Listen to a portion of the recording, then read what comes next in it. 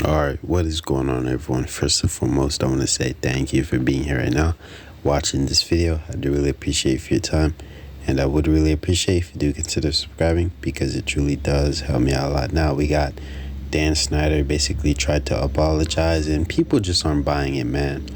Overall, people aren't buying his apology. They know it's fake, they know it's scripted, things like that, man. But Dan Schneider, man, never knew who the guy was until he officially got exposed for being a full-blown weirdo on Nickelodeon. And surprisingly, he made a lot, he had a lot to do with the shows that I've watched while I was growing up, like, iCarly and things like that.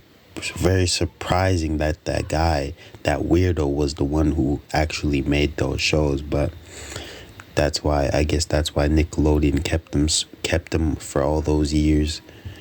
No matter how weird he was, overall, they really wanted him to keep making these shows because he was making Nickelodeon very successful. But it just got to the point where they couldn't take it anymore, bro. Like, the amount of allegations that they were getting reported of by this guy, like, of what this guy has been doing, and they just had no choice but to kick him off, I think. But I don't know, man. Nobody really knows officially why Nickelodeon decided to stop working with him. But yeah, man. Without further ado, let's just stop yapping and play the video.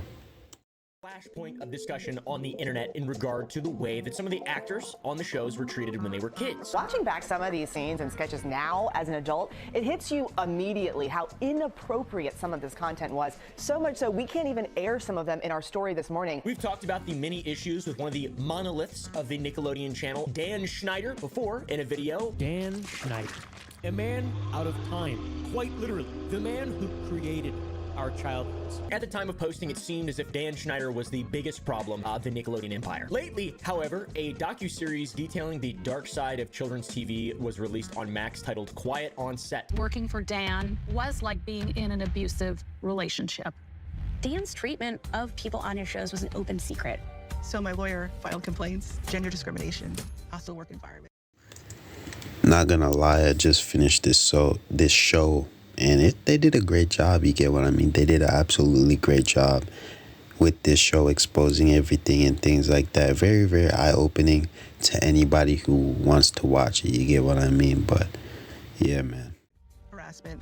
And it was so devastating. It has been revealed that what we know about Dan Schneider is just the tip of a much deeper and darker iceberg. It's disgusting and it's horrible. These are 3 predators who worked at Nickelodeon, all in a short amount of time. So today we're going to be talking about a lot of terrible shit. If you want to hear about it, you're more than welcome. It's voluntary to watch my channel. If you don't want to hear about it, I understand. I'll probably never see you again. All right?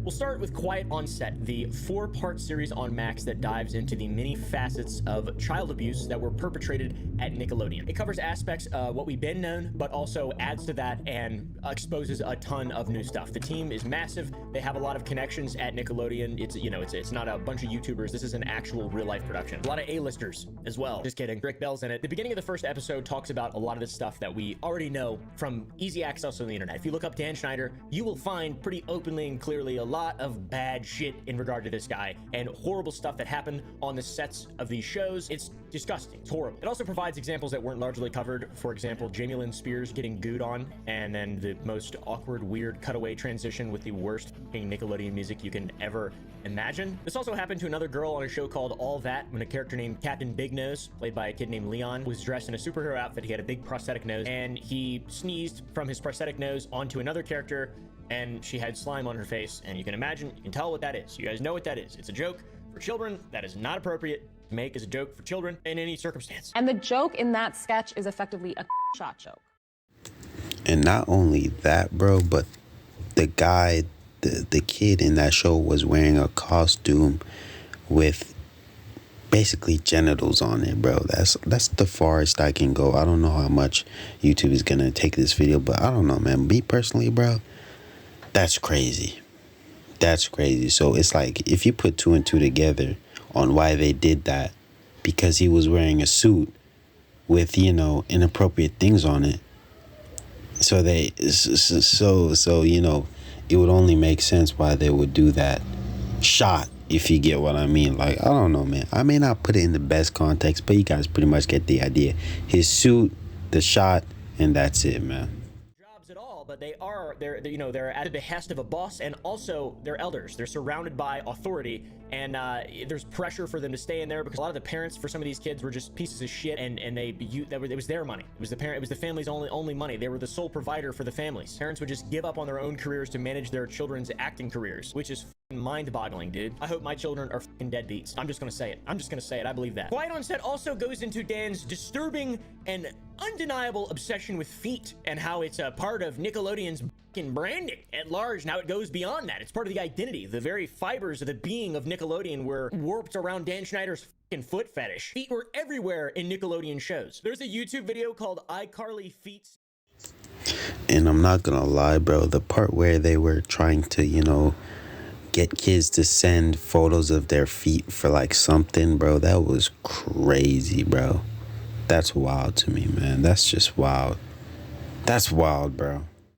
Like I mentioned, part of their brand. The logo was a foot. If you didn't remember, you fucking freaks. On top of this, Sam and Cat, a run by, I assume, Dan Schneider, asked for children to send them pictures of their feet. Wow. What a fucking freak. There's this funny little Victorious post on Facebook and another tweet by Dan Schneider himself. Little Ariana Grande from Victorious smiles at one of her co-stars' feet. But whose foot is it? I don't know, you mother.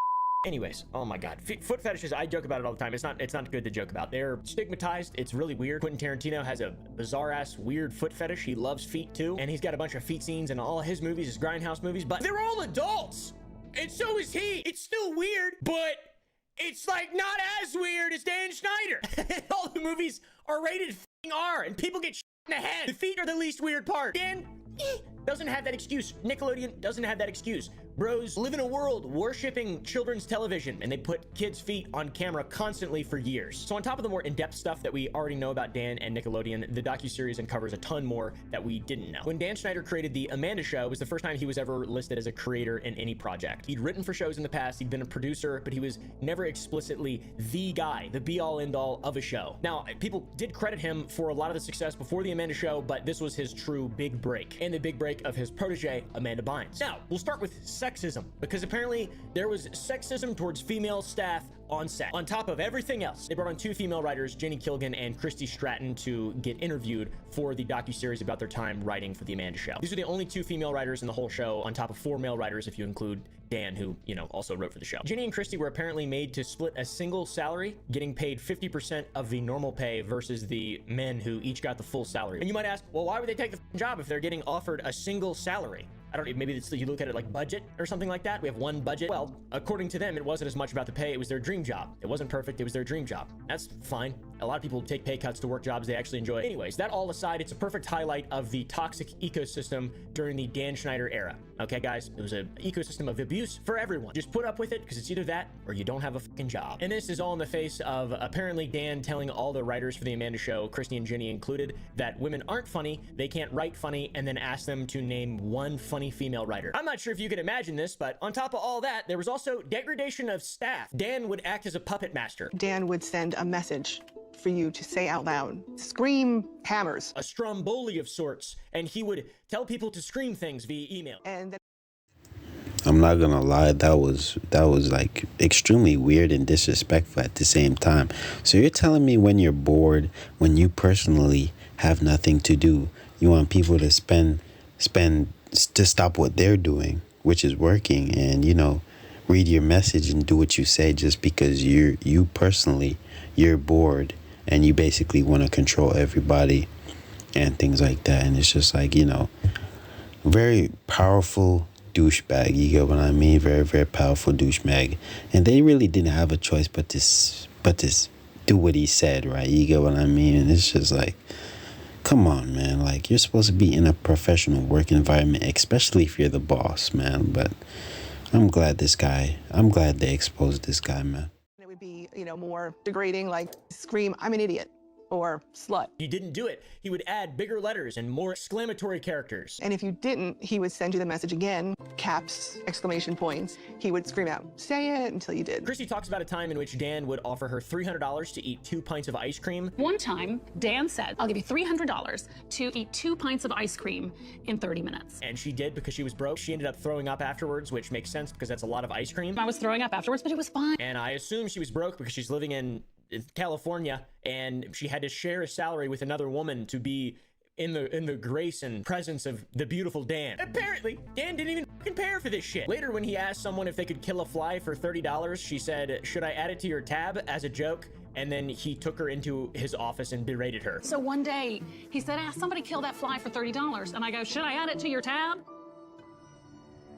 Dan took me into his office and he said, how dare you accuse me of not making good on my bets? So not only is Dan a fucking creep towards children, he's also a sexist who manipulates the people that work for him with power and doesn't keep promises, even if it's something as small as paying someone $300 to eat a pint. I can't imagine wanting someone to do that for $300 and just not paying them. The problem is made more apparent when you compare the way he treated his female writing staff to the way he treated his golden goose, Amanda, who was a child. This is taken to a whole nother level when Ginny tells a story of a time in the writer's room where Dan made Christy tell a story from high school where while she was bent over a table acting like she was being you can define that word if you'd like. You can look it up if you've never heard it. I would read the Bible. So bro works with high school age children and is snuggling up to Amanda, getting in a hot tub with her while he's fully clothed and she's in a swimsuit, and he has his female writer telling a story pretending to be all the while they work for a show about high school aged kids and the story is from high school. Like, what the fuck? By the way, Christy got fired. Not for this, but for taking time for herself. She got fired at the end of the first season of The Amanda Show. Dan demanded all of your time, nights, weekends, everything. Christy apparently went to a concert one weekend and had friends over on another night and was fired for it, which just like, I mean, it's just a cherry on top. That's just being a bad boss, I guess, right? All the other shit just kind of really paints the full picture, though. Ginny, on the other hand, would be brought back for season 2, but the offer from Dan was to work 27 weeks, but be paid for 16 of those weeks. 27 weeks, by the way, is the full run of the show. And this might have been because at one point, Ginny found out from the Writers Guild that writers weren't supposed to have their pay split. The Writers Guild is a union for writers. They were just recently on strike in modern times. After learning this, the Writers Guild went after Dan for a violation, and this is basically his creative way to get more work for less money, instead of making people split salaries. Ginny quit after only working 4 days of season 2 for The Amanda Show after Dan had a private meeting with all the male writers. They excluded Ginny, and then they invited her in to pitch an idea with all the guys they're watching, and they interrupted her halfway through her pitch to ask if she'd ever worked in phone before. I assume because it's supposed to be funny. I think that it's supposed to be like a joke. He just wanted to humiliate her in front of their colleagues, or I don't know. It's kind of odd thing to do, to be honest. So The Amanda Show was the first show that Dan was listed as the creator for, and it was plagued with this many issues. He worked on iCarly, Victorious, Drake and Josh, Sam and Cat, a whole bunch of stuff. He's not the only fucking bad guy. It's a systemic thing that exists in Hollywood, specifically around Nickelodeon. I don't know what is going on here. A new clip for the ID docuseries Quiet on Set. Not gonna lie, Hollywood in general does not have a good reputation, bro. Hollywood seems to be the dream, the place to basically achieve it all, to achieve all your dreams, but it's just like not what it seems to be. You get what I mean? Hollywood has been getting exposed for years. The people in Hollywood have been getting exposed for years. So if you want to reach the top of, if you want to, all I'm saying, if you want to achieve something big and great in Hollywood, it doesn't go without paying a price, man. And that's all I'm trying to say. The dark side of kids' TV suggests that Bell will speak about his alleged abuse by Peck while he was a child actor. Probably the most shocking bombshell to come from this entire thing is the realization of the fact that Drake Bell was the John Doe who was pivotal in charging Brian Peck back in 2004 for sexual crimes. So Brian Peck, you may have heard the name. I don't really know. I never heard of it until this shit. He has credits dating back to 1982 and has credits as recently as 2018. We saw he got charged in 2004. This is the most damning shit, the whole situation. It's disgusting. During his time working with Dan Schneider, Brian was a dialogue coach on the set of Drake and Josh. He worked with Drake Bell and Josh Peck. By the way, Brian and Josh, not related. Sometime in the early 2000s, Brian was coaching Drake at his home when Drake fell asleep on the couch and was later woken up by being assaulted. Drake said that he would always end up back at Brian's house and everything just got worse and worse for him and that he was simply trapped. And he's a child. It makes sense. He had no way out and he had to undergo extensive abuse and it got brutal. pretty brutal. Those are his words. By the way, Brian was 43 years old. Drake was 15 years old. Fucking disgusting is what it is. Fortunately, Drake eventually told his parents about the abuse, and Brian was arrested and later convicted. Detectives even tapped a phone line, and Drake called Brian to confront him, and Brian admitted to what he had done, and he is now a registered sex offender, and he served 16 months in prison. Why not more? I have no idea. And also, how about the next part? How about the next part, dude? Brian was also a great big fan of this other fella who is a great guy just like Brian. Ever heard of John Wayne Gacy? Also known as the Killer Clown, had murdered more people than any one person in U.S. history at that point in time. Yeah, the degenerate freak Brian Peck also had ties to John Wayne Gacy. They were fucking pen pals. During a cast and crew barbecue at old Brian's house, he showed off the Planet of the Apes shrine he had in his garage, which was pretty cool, but he also had an out-of-place fucking clown poster. It was a gift from John Wayne Gacy, signed to Brian. I hope you enjoyed the painting. Best wishes, your friend John Wayne Gacy. What the f? You guys know who John Wayne Gacy is? John Wayne Gacy brutally murdered 33 young men and buried their bodies under the floorboards of his home. He had appeared to be a successful businessman and a pillar of his community, but neighbors would soon learn that appearances can be deceiving. Hiding behind the facade was America's most evil serial killer. Facetiousness aside, this is a big red flag. A man who works around children idolizing and bragging about a friendship with a man who quite literally killed 24 children? What the f? On top of the clown poster, Brian also kept letters and photos that he had exchanged with John next to his bedside table. And this is all according to Kyle Sullivan, who was in the documentary. So Brian is an actual monster, a legitimate, real, registered offender, 16-month in prison monster who's friends with John Wayne Gacy. That previous sentence being said, it didn't stop a few very important people from writing letters of recommendation to the judge during his trial. Will Friedle and Ryder Strong were two young actors who supported Brian during his conviction of essaying a 15-year-old child. This is similar to the Ashton Kutcher and Mila Kunis letters that they wrote for Danny Masterson, who was convicted of rape. The letters were originally sealed, by the way. Nobody knew that they had supported Brian during his trial until the documentary came out, when the letters were unsealed by the request of the producers on the show. Only then did they start to backpedal their support for Brian. In all fairness, Brian absolutely manipulated people to support him. There's a full interview with Will and Ryder on the podcast called Pod Meets World, which goes way deeper into the situation, including who Brian was and Will and Ryder's perspectives on what happened. They both apparently feel shame and guilt for supporting Brian. Good. This is where things get a little crazy to me, okay? A little crazier than they actually already were, okay? A little more crazy. After being released from prison, Peck did work in the industry again. Like I said, a credit in 2018, all the way up. He worked on 3 episodes of Sweet Light. Luckily, he was never on set, and when the network learned of his conviction, he was terminated, and his credits in the episode were replaced. The fact that he even got to be anywhere near children again, oh my fucking God.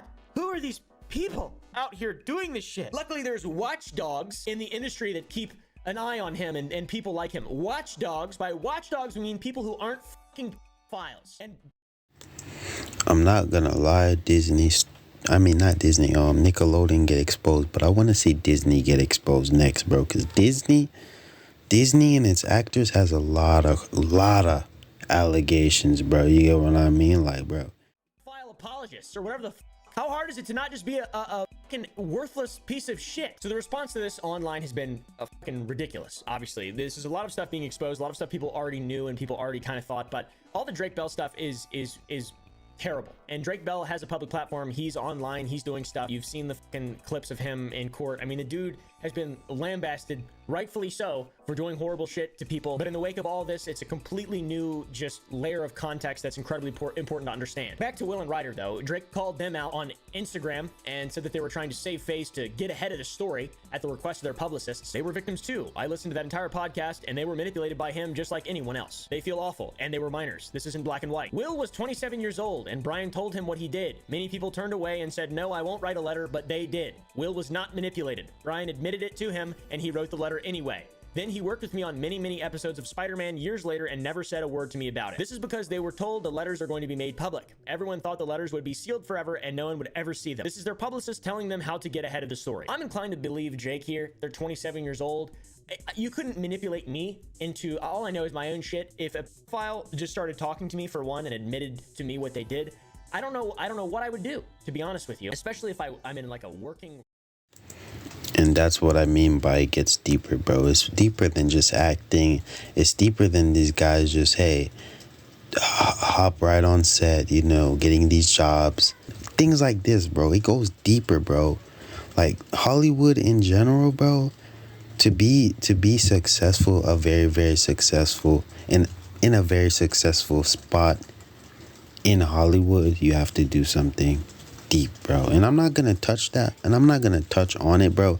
But just know it gets a lot darker, man. So when you see these celebrities, these Hollywood stars supporting this guy, trying to get him out of prison, there's a reason for that, bro.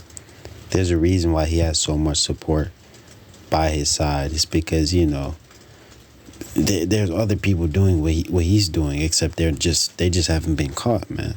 But that's just my opinion, man. Relationship with that person, and the person by which they filed was someone that I also was working with, and someone that I was a peer to. That is just impossible. I cannot imagine the situation there. It's fucking horrible. Drake also clarifies that Ryder was 24 years old when he wrote the letter, and he also knew what Brian did. So it seems like if you just see that, it's like, oh, Drake's obviously purely just a victim here, but no, he also perpetrated some inappropriate things with minors, dude. In 2021, Drake pled guilty to a felony charge of attempted child endangerment and a misdemeanor charge of disseminating matter harmful to juveniles, and this all related to inappropriate text messages he sent to a teenage girl in 2017. He was sentenced to 2 years of probation and 200 hours of community service, and his victim called him the epitome of evil during the hearing. So Drake is a victim himself, and he's a perpetrator and creator of victims as well. People say hurt people hurt people. There's actually a report called Abused Becoming Abuser Statistics, Market Report and Data that pulls upon a bunch of very reputable sources that shows that approximately 1/3 of abused children will go on to become abusers themselves. This was a study funded by the National Institute of Justice. Being a human being is fucking tough business. Holy shit, especially when you're fucking around people like Brian Peck and Dan Schneider. Drake also released a very disturbing music video inspired by his life and the things that happened to him, as well as acknowledging his own history, and the song is a pledge to break the cycle of abuse and grooming that Hollywood seems to encourage. Drake felt that it was the right time to tell his story since he was participating in Quiet on the Set. The music video itself doesn't excuse what he did, obviously, but it's a nice step forward in the industry. It seems it's a thing that's shrouded in it's eldritch, it's sinister, it's evil, it's degenerate. I believe that Drake will make good on his word. Personally, I feel like there's, you know, getting your past out there has to be a good thing. It's not that he's a good guy, obviously. Now, I mean, that would be up to his own victims to completely forgive him, to absolve him of his sins there. But yeah, it seems like the right direction, at least. And online, it seems that Drake does have quite a few supporters now in the wake of this whole thing. There are a lot of people who are just being like, you know, you file or whatever, which I could, you know, that's fine. It's completely fine. But also, you can't fault people for feeling as though he is a victim in this situation as well, because he undoubtedly is. It's just an example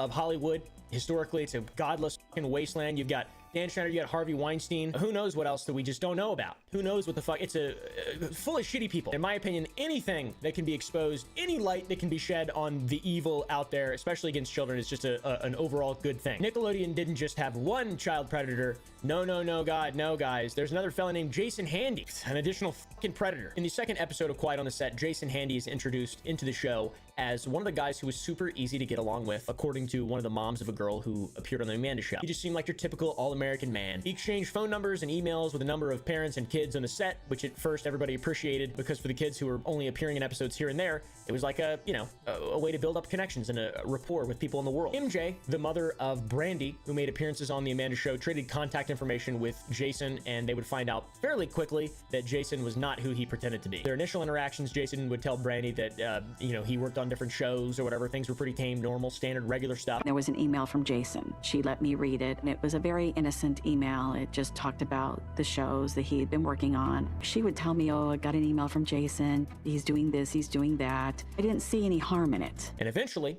Jason would send Brandy, a child, a picture of him doing something horrible. But the parent of Brandy, MJ, wouldn't call the police on Jason, wouldn't report him, because she was worried that people would think she was a bad parent for letting her daughter talk to an adult man in the first place. I went back and forth with, should I call the police?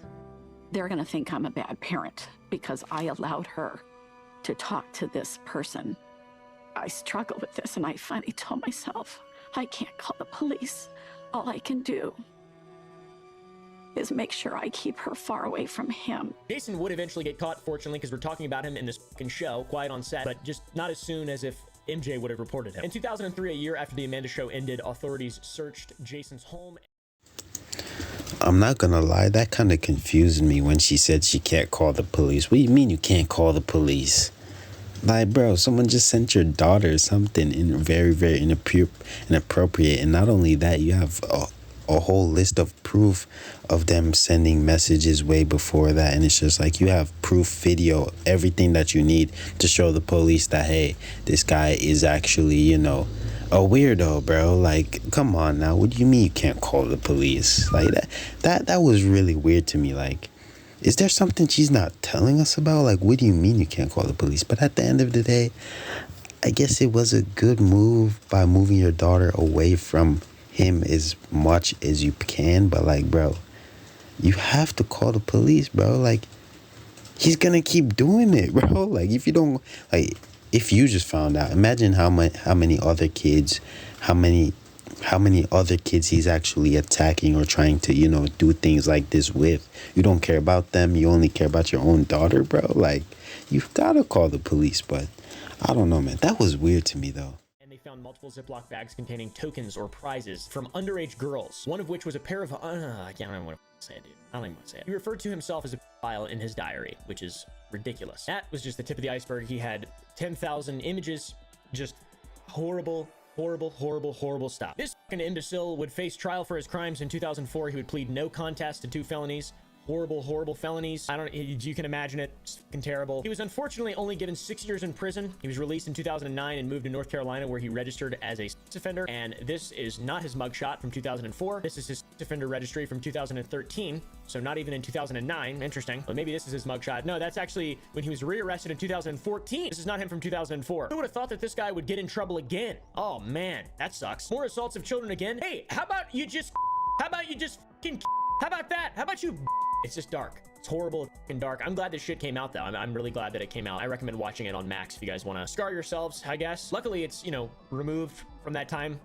We're far on from that. You can see the results of it. Amanda Bynes not doing that well. Drake Bell not doing that well. A lot of these victims are just not doing that well, and you can kind of see, you can kind of get a picture in your mind as to why, and hopefully this is a cautionary tale, genuinely. Dan Schneider as well, who, by the way, has a Instagram and also a YouTube channel, and he responded, like I said, to the allegations. Oh my God, dude, he broke his silence. And I'm not gonna lie, bro, when I was a little bit younger, a few years back, I used to watch these compilations of Disney stars back then, on when they were actually starting their acting career on Disney or Nickelodeon, and where are they now? And a lot of them ended up actually, you know, not good in life. And there was one specific kid, I'm not sure if they were twins or something, I don't know, man, but I'm pretty sure he was on Disney, Zach and Cody or something, I'm not 100% sure, but that kid went downhill. I'm pretty sure he even said he wished he worked a normal 9-to-5 job, wished he even worked at Starbucks even, you get what I mean, and where she never even acted.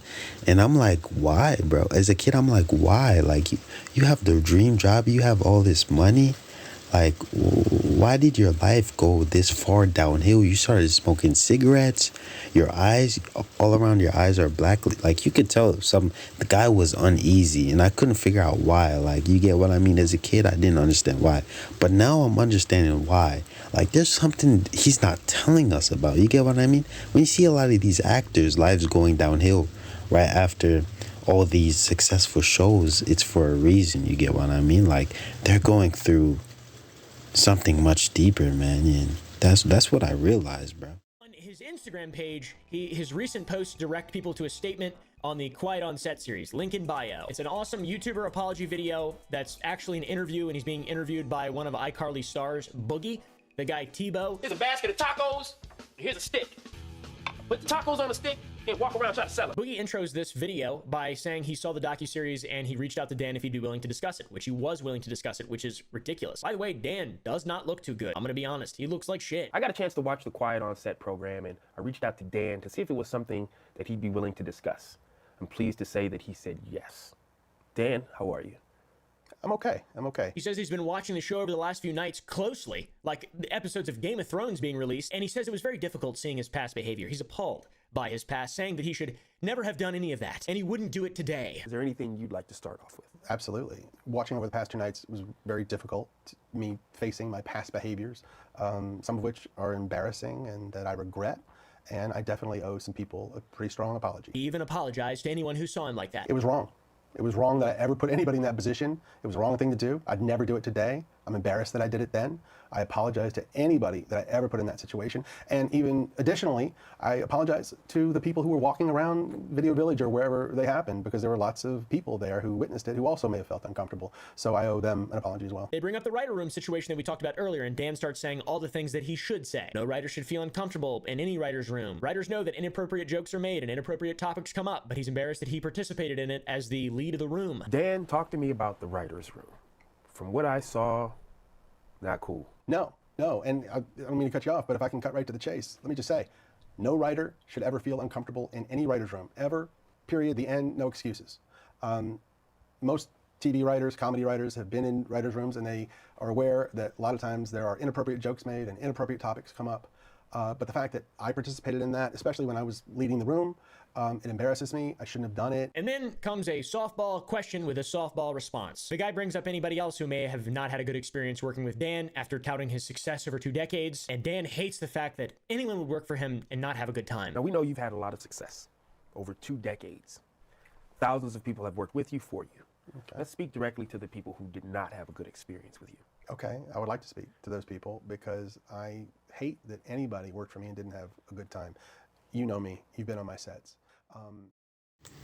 And the crazy thing about this that I find surprising is he's basically admitting to do everything, every single thing that they don't really they didn't really have proof on certain things, but they had people who experienced those things with Dan to come out and say, you know, things like this. So it's pretty much, you know, allegations, you could say, simply because there's no actual proof. It's basically a person's word versus another. But in a situation like this, he's basically coming out admitting that all of this of what the girls were saying and things like that on what he did in the writer's room and everything, bro. It's very, very true, and he's basically apologizing for it. But at least he's owning up to it. But like, it's kind of weird that it took you this much exposure just to give them an apology, bro. And you're not even doing it privately, you're doing it publicly. And it's just like you're getting bashed for it. So you don't really have a choice but to come out and apologize. But yeah, man, this whole situation is just crazy, bro. Look, I've had some employees that have worked for me for 10 years, some more than 20 years, who would work with me again. But not everybody. There's still a significant number that didn't have a great time working for me. So my batting average isn't nearly high enough in that area. He deflects blame a little bit for why people wouldn't have a good time working with him. And he says that he let the pressure get to him. The way they wouldn't get the best of me is that I would let the pressure of doing 40 or even more episodes per year, I would let that pressure get to me, which a good boss should never, ever do. Were there specific things that you were doing? Sure. I would snap at people sometimes. I would be snarky when I could have given them a nicer answer. Oh, poor guy's a boss making TV shows that are supposed to be fun and lighthearted for children, but he couldn't create a non-toxic work environment for anybody. Aw, poor guy. I feel so bad for him and his goat beard. He says after watching the series, there were many times that he wanted to call people and apologize and talk to them about their experience working for him, but he didn't do it. There were so many times I wanted to pick up a phone and call some of those people and say, I'm so sorry, and let's talk about it. And I wish you'd had a better time, and I wish I could have shown you a better experience. Why would you say that? Why would you say that, dude? Apologize. Just go ahead and apologize. Instead of just, you know, I wanted to be like the guy in Billy Madison who crosses Adam Sandler off his list, Billy Madison off his list, after he apologizes. Be Billy Madison. Apologize to those people. Eventually, it's going to come back for you, all right? If you don't, it's going to come back for you. Believe me, I know. I'm the one who comes back for you. Don't apologize for me. Just kidding. Revenge is a fool's game, Dutch. It's like he wants the credit for apologizing or some kind of weird victim credit for feeling remorseful. It's like there's a little bit, he's trying to appear as though he is also someone who should be felt bad for, a sympathetic character. I don't know about victim. What the fuck? The next section is when they bring up the controversial jokes in Dan's old shows, specifically the ones that are seen as insanely inappropriate now. And this is where I become really skeptical of what this interview is trying to accomplish, or whatever it says it thinks it's trying to accomplish. Tebow asks another softball question. He says, people say your jokes are inappropriate for children. What do you think of that? Not like a direct mention of anything disgusting or weird, like the shit with Ariana Grande. Not, why were you making Ariana Grande squeeze a potato? Why are some of your bits shot jokes for kids? Why do you have children show their feet on your shows? Nothing like that. Just, some people say your jokes are inappropriate. What do you think of that? Some people think that some of those jokes are inappropriate for children. What do you think of that? All these jokes that you're speaking of, that the show covered over the past 2 nights, every one of those jokes was written for a kid audience because kids thought they were funny and only funny. Dan's answer is a wash. As you can imagine, he says that he wrote those jokes for a kid audience. Now, but yeah, man.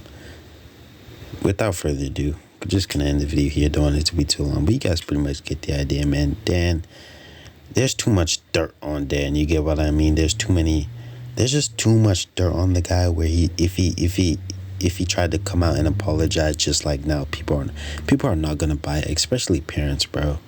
Like you've done so much bad things to dirty jokes, having predators on your set, bro, and it's just like you got a foot fetish, like, bro, it's so much, bro, that it's just like, bro, even if you come out and apologize, I'm not gonna buy it. You get what I mean? Okay, you apologize for disrespecting and degrading your female writers or whatnot, right? Okay, cool. But now you jump onto a whole nother situation where it's just like pretty obvious that you're making these dirty jokes for children to watch, and it's just like, yeah, bro, you stuttered, and there's no coming back from that overall. There's no coming back for that. And you personally, that those jokes were dirty, and it's just like, you can't really fake an apology, and even if you do, people are not gonna buy it at this point, man. But without further ado, enough with the app, and let's just end the video here. Let me know what you guys think down in the comment section, and peace out, man.